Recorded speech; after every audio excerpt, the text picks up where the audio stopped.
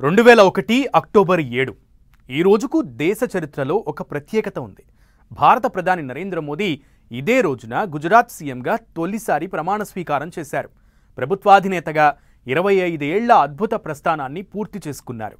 ఈ ప్రయాణంలో ఎన్నో ఒడిదుడుకులు, మరెన్నో మైలురాళ్లను దాటారాయన. గుజరాత్ సీఎం స్థాయి నుంచి దేశ ప్రధాని స్థాయికి నరేంద్ర మోదీ ఎదిగిన తీరు భారతదేశ రాజకీయాల్లో ఓ చెరగని ముద్ర.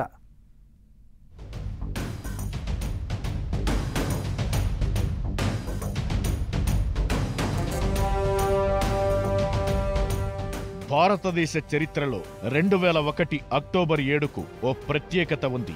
అదే మోదీ గుజరాత్ ముఖ్యమంత్రిగా తొలిసారి బాధ్యతలు అందుకున్న ఏడాది.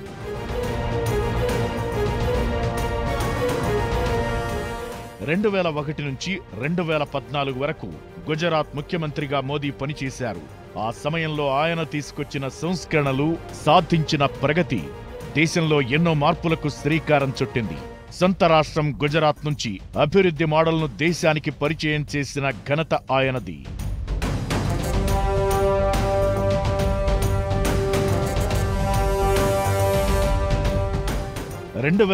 లో ముఖ్యమంత్రిగా బాధ్యతలు తీసుకున్నాక మోదీ సీఎంగా ప్రమాణం నల్లేరుపై నడకలా సాగలేదు. ఎన్నో సమస్యల సుడిగుండాలతో సాగింది. కానీ వాటన్నింటినీ ఆయన అవలీలగా దాటుకుంటూ ప్రగతి పథాన రాష్ట్రాన్ని నిలిపారు.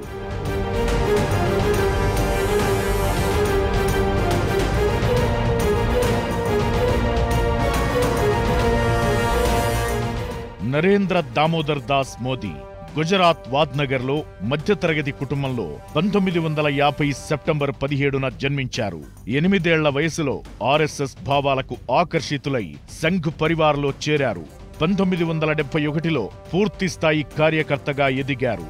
1985లో బీజేపీలో చేరారు. 1980లో గుజరాత్ యువజన్ మోర్చా ప్రధాన కార్యదర్శిగా, 1987లో గుజరాత్ బీజేపీ అధ్యక్షుడిగా పనిచేశారు.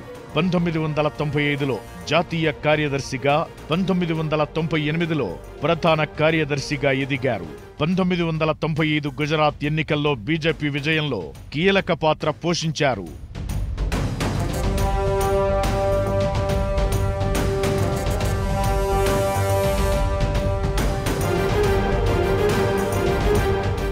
గుజరాత్ సీఎంగా 2001 నుంచి 2002, 2007, 2012 ఎన్నికల్లో బీజేపీని విజయ తీరాలకు చేర్చారు. అలా 4 సార్లు ముఖ్యమంత్రిగా బాధ్యతలందుకున్నారు మోదీ. వైబ్రెంట్ గుజరాత్ నినాదంతో పారిశ్రామిక అభివృద్ధి, పెట్టుబడులను భారీగా పెంచారు. గుజరాత్ను ఆర్థికంగా అగ్రస్థానంలో నిలబెట్టారు. 2001లో సీఎంగా తొలిసారి బాధ్యతలందుకున్న వెంటనే గుజరాత్లో సమస్యలు ఆయనకు స్వాగతం పలికాయి. కానీ వాటిని అలవోకగా పరిష్కరించుకుంటూ ముందుకెళ్లారు మోదీ. 2001లో గుజరాత్ భూకంపం, 2002లో గుజరాత్ అల్లర్లు, సబర్మతి ఎక్స్ప్రెస్ దహనం తరువాత సుమారు 1000 మందికి పైగా మరణించారు.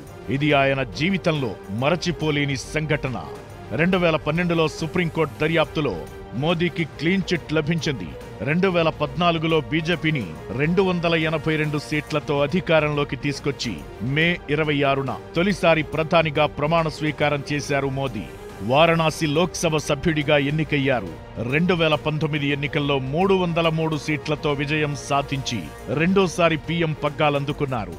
2024లో బీజేపీ 240 సీట్లతో, ఎన్డీఏ 293 సీట్లతో మెజారిటీ సాధించింది. అలా ముచ్చటగా మూడోసారి ప్రధానమంత్రి బాధ్యతలను తీసుకున్నారు మోదీ.